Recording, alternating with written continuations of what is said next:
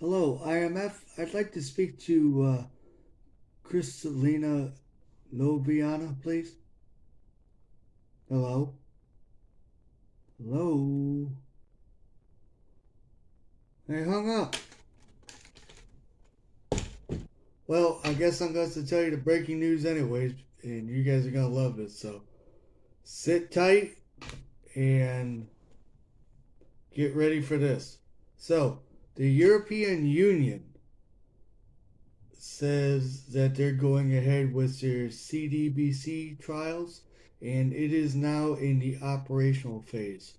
So, what does that mean? That means every bank in the European Union are going to have CDBCs implemented in them over the course of 2024, and it's going to be in 2025 when it's every single bank.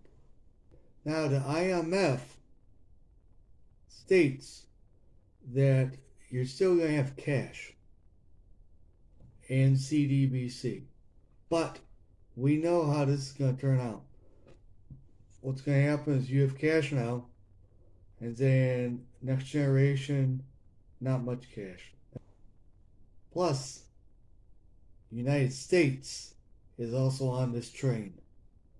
And the reason why they're both now coming together is because of the BRICS nations.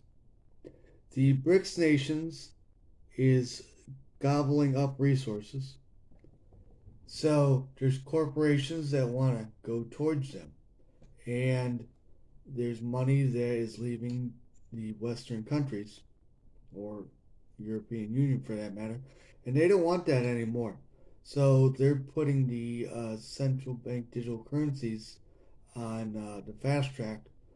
That way they can stop the currency from leaving their country. They'll tell you who you can and cannot deal with. And the reason why is because in the country of Argentina, they gave the people a choice. They say, look, you can get paid in Argentina money or you can get paid in the China yuan. Now, Argentina money is weak, and it's weak because of the US dollar. China money is weak too. However, since China money is with the BRICS nations and Argentina is going to join the BRICS, it's more enticing because they're getting a better rate than what USD is going to be giving them. So people are saying, oh yes, we want to deal in the Chinese yuan.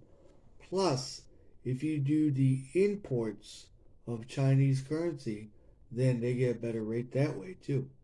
See where this is all going? So the New York Times was talking about the BRICS economy and how it's been growing.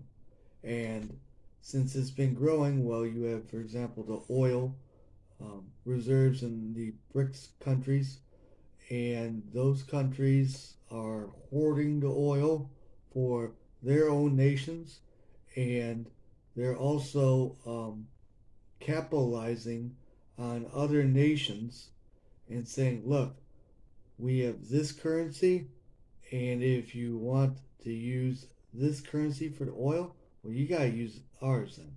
You can't just use USD, Japanese money, Chinese money, the pound, the, any country in the European Union. So, since the BRICS is doing that and the Western countries are doing it, there's actually an economic war that's going on right now for resources and currency. This is not just the two wars that are going on with Ukraine and Israel right now. Oh no, it goes deeper than that. The line in the sand is being drawn. So whatever country you're going to pick is a country that you're going to be staying in with those digital currencies. The BRICS nations developed their own payment system. They did that last Wednesday. They were talking about it, and they finally implemented it all on Friday. Now, with this payment system, it's going to be peer to peer. So, with the US and European Union, they're going to be on the blockchain. And with the blockchain, that'll be their peer to peer system. And when that all happens, you're going to see a lot of nations scramble to draw the lines on whose side they're on. So that's it, guys. That's for this episode. I hope you guys enjoyed it. Give me a thumbs up if you like that. Hit that subscribe button. Hit that notification bell. And I'll see you guys later. Bye.